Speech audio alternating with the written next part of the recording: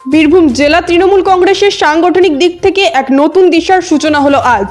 বোলপুরে দলীয় কার্যালয়ে অনুষ্ঠিত হলো জেলা কমিটির বৈঠক, যা এই প্রথমবার কোর কমিটির সরাসরি তত্ত্বাবধানে আয়োজিত হলো।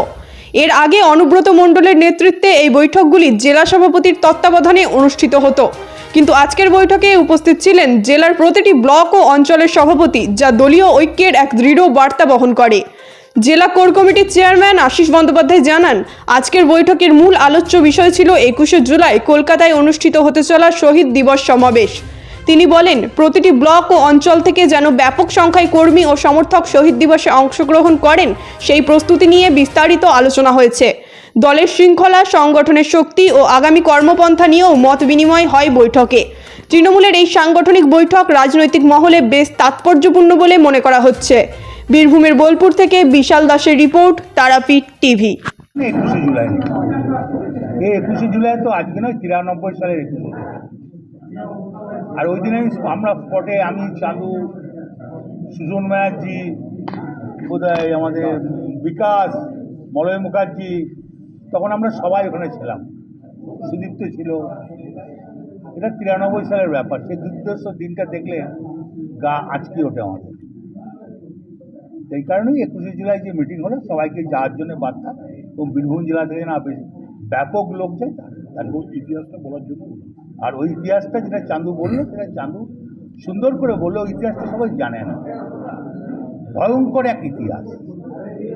চাঁদু যে কথাটা বললো, মন্ত্রী হয়ে বললো, তখনকার দিনে কর্মী হয়ে বললো, ওই ইতিহাসটাকে তুলে ধরা উচিত। টার্গেট এখানে দেওয়া হচ্ছে, কত লোক যাবে এখান থেকে? বীরভূম জেলায় তো হায়েস্ট লোক যায় আমার মনে হয়। সবাই যারা আছে এখানকার, যারা ব্লক প্রেসিডেন্ট, সেই সময়কার ব্লক প্রেসিডেন্ট কংগ্রেসের, তারাই তো ঘটনাটা জানে, তারাই তো আছে এখানে। সেই ব্লক প্রেসিডেন্ট একটাও পাল্টানো হয়নি। তাপস সিনহা তখনকার আমলে, সাবের তখনকার আমলে, নুরুল তখনকার আমলে, সুব্রত তখনকার আমলে, একটা ব্লক প্রেসিডেন্ট পাল্টানো হয়নি। 21শে জুলাই ইতিহাস কর্মীদের বলা হলো, যেটা মন্ত্রী বললো, খুব বুদ্ধিমান। এইটা সবাই জানে না। এই 21শে জুলাইয়ের ব্যাপারটা সবাই জানে না, এখনকার প্রজন্ম জানে না। এটা 30 বছর আগেকার ঘটনা, এটা আজকের ঘটনা নয়। এই ব্যাপারটা সবাই জানে না। ওই জন্যই মন্ত্রী বললো যে এর বিকল্পটা বলা উচিত। তোমরা মন্ত্রীকে জিজ্ঞেস করো না যে বিকল্পটা কী, বলে দেবে। যদি জিজ্ঞেস করো, সেদিন তো আমরা দেখেছি। যারা নতুন এসছে তৃণমূল কংগ্রেসে, তারা পুরনো ইতিহাস অনেকের জানে না। তাই দলটা যে কীভাবে তৈরি হয়েছে, যে কী কষ্টের মধ্যে মাননীয় মুখ্যমন্ত্রী সিপিএমের গুন্ডাদের হাতে মার খেয়েছেন, পুলিশের হাতে মার খেয়েছেন, কিন্তু ময়দান ছেড়ে পালাননি। সেই এবং আবেগের মধ্যে দিয়ে ধীরে ধীরে দলটা তৈরি হয়ে আজকে 11 সালে মামাটি মানুষ সরকার গঠন হয়। তা এই ইতিহাসটা যারা জানে না, তাদের মধ্যে দলের সম্বন্ধে ভক্তি চলে যাচ্ছে, থাকছে না। এবার যারা জানছে, তারা এখনো দলটাকে ধরে রেখেছে। তাই আমরা চেয়েছি যে প্রতিটি অঞ্চলে, প্রতিটি ব্লকে এই 21শে জুলাই প্রচারে যারা যাবে, ব্লক সভাপতি, অঞ্চল সভাপতি যাবে, তাদের আমাদের বলা হয়েছে এই ইতিহাসটা যেন বলে, সাধারণ মানুষের কাছে তুলে ধরে। তাহলে এখনকার প্রজন্মরা জানে। যেমন কংগ্রেস কি করেছে না করেছে প্রজন্ম জানে না। আর তখন কিন্তু আমরা সব কংগ্রেস ছিলাম 93 সালে। ঠিক আছে।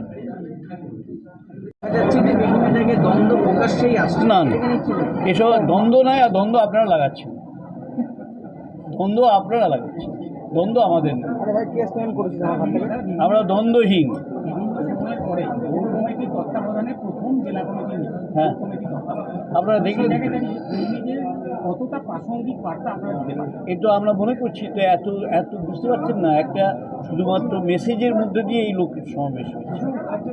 আমরা কাউকে ব্যক্তিগতভাবে চিনি দিইনি, আমাদের একটা মেসেজের মধ্যে দিয়ে এই লোক কত আগ্রহ ছিল এই মিটিংটার প্রতি, এটা তো আজকে তারই প্রমাণ। এবং সবাই, সমস্ত অঞ্চল থেকে, সমস্ত জায়গা থেকে পদাধিকারীরা এবং অর্থাৎ ব্লক সভাপতি, অঞ্চল সভাপতি, তারা যেমন এসছেন, ঠিক তেমনি এমএলএরা এসছেন, চেয়ারম্যানরা এসছেন, সর্বস্তরের কর্মীরা এসছেন। স্বাভাবিকভাবেই এর একটু প্রাসঙ্গিকতা আমরা বোঝাতে পেরেছি বলেই তারা এসেছেন। আজকে কি কোনো বার্তা দেওয়া হলো তাদেরকে 21শে জুলাই ছাড়া? না, 21শে জুলাই ছাড়া অন্য কোনো বার্তা নেই।